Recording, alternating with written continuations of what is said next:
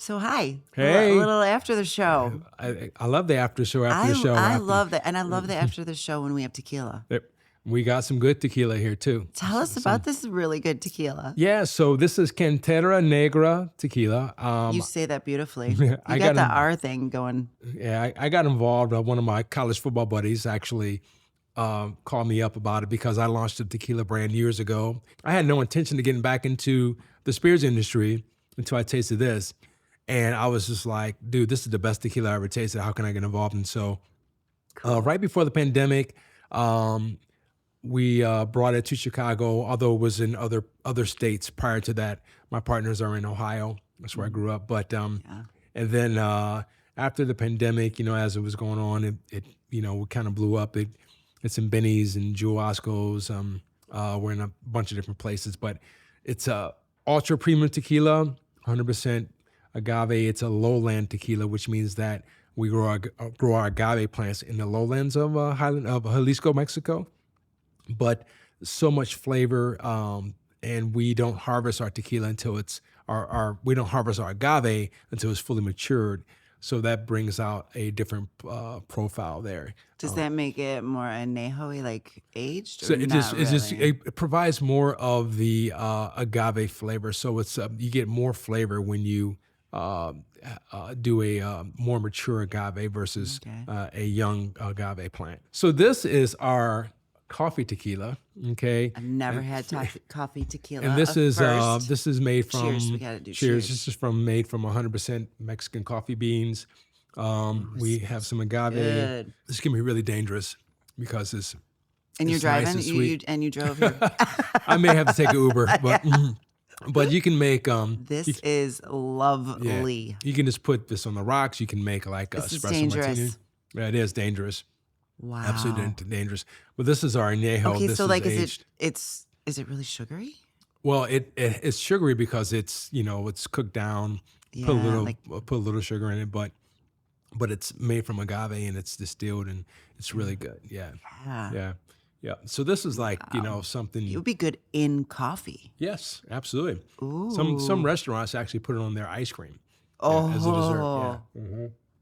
You need to get it in airlines. You know how sometimes if you travel in the front, they give you the First ice class, cream. you mean, right? She said travel in the front. You know how you travel in the front? You know, Yeah. the really nice seat up there, and they give you the ice cream, and sometimes they give you like stuff to pour over it. Like, ooh, this would be good. We have Blanco, Reposado. This is our añejo. The packaging is beautiful. Thank you. And then we have an extra añejo and then our coffee. So yeah, we're all around the country. Yeah. So, what's your favorite drink? Usually do a tequila with lime, fresh squeezed lime. Sometimes I put some grapefruit juice, fresh squeeze Yeah. grapefruit juice in it. So just straight. I know what you mean. I kind of like it that way. And do you like añejo or Reposado. So añejo is more of the sipping type of tequila. Reposado, you can mix it. So if I mix it, use a Reposado or a Blanco. Yeah. Okay. But you like tequila? Which I do like tequila, and I do like exactly how you say, like just a little lime. I think I like añejo like that though, with a little lime and just kind of and cold. Yes. Some people like put it in a shaker, so it's almost like a Yes. and then it's you don't get the ice, but you get it like cold. Yeah. Yeah. You can strain it. Yeah. I've had it in Mexico too, where they give you the little chaser, that tomato. What's that called? Oh, you mean when you're doing a clamato? Is it? Yeah, clamato, but then again, it's like sipping. You're supposed to sip the tequila and then sip the clamato. Something like that. That's good too. Yeah. I've only had that in Mexico. Yeah, I just do a shot, sip it. I don't need a chaser, maybe with a lime or something like that. Yeah. All right, I got another crazy question for you in this little behind the scenes that we're doing. So, if you could have any superpower in the world, what would it be? Oh, wow. Probably to read people's minds. Ooh. Yeah, that would be my superpower. Yeah. And why? Like, do you always want to know what people are thinking? I don't Not know. if I always, but I want to know, we could be talking and, you might, I don't know, you might be thinking something crazy, I don't know, or maybe thinking something nice. Yeah. But that could be dangerous. yeah, that could be dangerous. Yeah. I always say I would want to be bewitched. Bewitched? Yes. So you can like do Do your nose? anything. I mean, if you're bewitched, you can fly, you can Wow. clean your house. Like you just go like that and your house is clean. So what would be the first thing you bewitch? Like, I think the first thing I would want to do is fly. Like I always thought that was the coolest aspect, that she could just fly anywhere. see, I'm not fond of heights, so I mean, I'm good with walking. But you'd have a broom. Now, you don't necessarily have to fly I know on a what I'd broom. bewitch. What would you bewitch? You know what I'd do? I'd fix my son's knee without surgery. There you go. That would be amazing, right? Yeah, absolutely. Now you want to be bewitched too. Yeah, because She can probably read minds as well. She probably did. I think she did. I think she did. Yeah, or she can do something to make you tell what's on your mind, right? Yeah. Yeah. So if you could go out to lunch with anybody, alive or dead, who would you pick? Probably somebody who's alive. Yeah. Well, they wouldn't be like, No. they wouldn't be gross. They'd be like in there. Let's see, alive. Or dead. Well, I mean, I don't want to get all, sentimental, but probably my mom, who passed away 6 years ago. So yes. yeah, I would do that. But someone who was alive, I love talking to older people, people like elderly, just because they've had all these experiences and things like that. So someone that's older that, that I can just hear their story, and their wisdom. Like yes. Yeah. Maya Angelou, I think, would be cool. Oprah would be fantastic. Yeah. My sister loved Oprah. Yeah. She just heard a podcast. I haven't heard her in a long time. And I just was listening to, We Can Do Hard Things podcast, and she was on it. She sounds good though. She sounds like relaxed and like she's in her Hawaii. So why place. does Oprah resonate with so many women? Authentic, emotional, vulnerable. She's just and you learn something. I feel like every time you either listen to her or hear her do even an interview, you just feel like you learn something. I love Brene Brown too, who's also like the authentic kind of queen of all of that. But yeah, I like anybody where you walk away with like a nugget. Like that's kind of the goal of this too. Like I feel like being curious about other people I get to meet and I learn something from every single one. Who's your heroes? That I was going to ask you that, damn it, because you were saying that with your son. You beat me to it. Who's yours? When growing up, probably were people that I looked up to in sports, more so than anything. But yeah, Walter Payton comes to mind. Yeah, I loved watching him. He was amazing. I think anybody that what I like. I like people that started with nothing, and just by hard work and Howard Schultz is coming to mind as you say that. Howard Schultz, yeah. So I love his book Onward, Starbucks guy, Onward book, because he just wrote one kind of around that of coming up from nothing. But he seems like takes really good care of his employees. Used to. I think he's retired now, but yeah, I like his story and resilience. One of the things I always say is people show their true colors when they are really, really at their lowest point, and when they're at their highest point. So when you're really, really at your lowest point and when you're your highest point, those are, I think, you show your true colors. That's true. Because when you're at your lowest point, you have an option of giving up or moving forward. Right. When you're very, very successful at your highest point, you can either give back, reach back, or you can just, decide that, I made it by myself, and, you can take a whole different attitude. Right. So that's why I like LeBron. I mean, he's paying it forward. He grew up without a father. Well, he probably had a father figure, but his father wasn't there. And look what he's doing for all these kids back in his hometown, Akron, Ohio, which is right by me. Yeah. Michael Jordan. Yep. I'd say he's just, I loved, God, during the COVID, I ate that up, the show. And then I'm The Last Dance. Yes. Yeah, that was good. I think I watched it twice. Did you? That was good. It was like such the era I remember, like all those guys, it was so good. Yeah. And he didn't always look like a great human in a lot of those episodes, but I kind of get it. Like, so wild about Michael Jordan is that my kids didn't grow up watching Michael Jordan. None of these kids grew up watching Michael Jordan, but they are his favorite basketball player. Yeah. It's crazy. Talk about legacy. Yeah. That's going to be a hard one to ever beat. Mhm. My son, Garrett, the one that played football, in his bedroom had like 3 posters with Michael. I love his quotes. His quotes are moving. There's one, I won't say it right at all, but it was like, how many more games, how many more championships? Like that one always got me teary. Like it's like when have I arrived? When have I? Because you gotta like keep going, you know. Right, right. When did you feel you arrived? I haven't. Really? Okay. All right.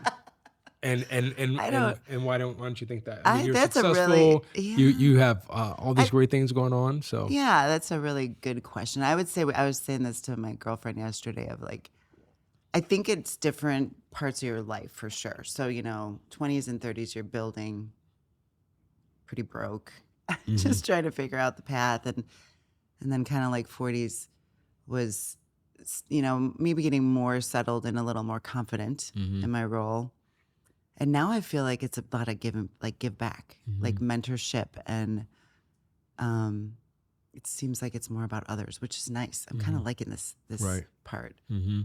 It's not as much of the day to day as much as it's like bigger picture, Right. Absolutely. industry, this kind of stuff. So, what about you? Well, I mean, I don't feel like I've arrived either. I don't even know what that would look like. Right. I think it's all about peace of mind for me. I think so too. I think it's like freedom over time, Mm-hmm. which I definitely have not arrived there yet. But Yes. Yeah. but that's something to dream about. Yeah. No, my son told me yesterday, he was like, when I get in my 50s, I just want to be able to retire and travel the world. And I was like, okay, that's a great goal to have. Yeah, but you got to have purpose. I think a lot of billionaires search for that because they can do anything they want. And I think a lot of times, they do stuff because they can and they can one up someone else, type of thing. Right. And But that doesn't bring joy. it doesn't bring joy. It can, even like the billionaire that lost his life in the Titanic thing, him and his son. I mean, you think, why would they go down there anyway? Yes. Yeah. What was that? Was And you're like, because he just- can, and there's, he's probably did everything else. Right. right. And so, I mean, it's just like sending people up, to the moon, yeah. And, you got the money that can do it. Why not? Because you can. And so, Yeah. but I think purpose is actually, a spot on that, Yeah. because people are looking to be fulfilled. I think a lot of people just in their daily grind, they're looking for something else to be a part of because they want to be fulfilled. Stay-at-home moms, Yeah. stay-at-home dads. I was thinking that with your little diners crew, that another really cool aspect of it is community. Even if it's, because moms or dads or whoever or both, if they make it to those dinners, but it's like it can be lonely, and to really have a connection. Yep, absolutely. Yeah. You get to pick a card, and we're gonna just see what the heck this is asking you. All right. A time I needed to admit I was wrong but didn't know. Oh, That's a good one. that is a good one. I think that's kind of, yeah, it has to do with my kids because I think I accused one of my boys of doing something, but then realized it was my fault. But So you accused him of I forget what it was, but I clearly remember it was, I was blaming him for doing, why did you do that, blah, blah, blah. Well, I didn't, blah, blah, blah. And I was like, yeah, you guys, I tell you guys to do something all the time, you don't do it. And then like a day later, I remember that I did it. oh Yeah, no, yeah, that's funny. Yeah. I don't think I'd tell him either though. yeah. But I No mean, name. that was one time. Now I do. I'm like, oh, I'm sorry, Yeah. But yeah, that was once. Ooh, this is a good one. Okay, we'll end on this one. I like this one. If I could see into the future, I would want to know. I mean, it's hard to not go kids, Yeah, I was thinking the same thing. It's almost too obvious, but obviously, just that my kids are happy. I'd want to know that they're happy and thriving. I think I'd want to know if Edlong fully, and do you ever fully reach your potential? But I'd want to know something about my company too. Like, did it did it, make an impact? And maybe something like that too. Like what's in the future? It's legacy shit, right? Yeah. So it's like, I'd want to know in the future, what was the impact I made? That's a good one. I like that. Okay, Yeah. so I went all over the place, but there you go. Gave you time to think. What's yours? I mean, I was going to say the same thing, actually. I was going to say something about my kids. Want to know, how they would turn out, I guess you can say. Right. And maybe, how some things I've done in the past, how they impacted someone's life or something like that. Yeah. Like maybe Little Diners Crew, how is it going to evolve or dissolve or whatever? Yeah. Or who it touched. Back to that Oprah episode that I was listening to on the podcast. Her mom had passed away, and the host of the podcast had written Oprah a note because they're friends. And she described it. She's like, I picture your mom in heaven looking at the earth, and it's all lit up with the people that you've touched, Oprah. And like that the mom is in heaven proud of her daughter, because I don't think they had a great relationship. Okay. But she didn't really talk about it. But I'm like, damn, that's cool. Of looking at the earth and all the like lights of people that you've touched their lives. Yeah. And a lot of times you don't know who's touched your life until, yes. I mean, that happens. Totally. At my dad's funeral, shortly after, I kept getting these notes from this little boy. I didn't even know. My dad and I were really close, but it was a neighbor boy. Mm-hmm. And he was sick. Mm-hmm. And somehow my dad like really influenced this kid, and he never even talked about it. Wow. And this kid was like going on and on about the impact my dad had on his life. And I'm like, wow. That's incredible. That's cool stuff. You can't ask for nothing better than that. Yeah, it was awesome. Well, thank you. This was fun. Thank you.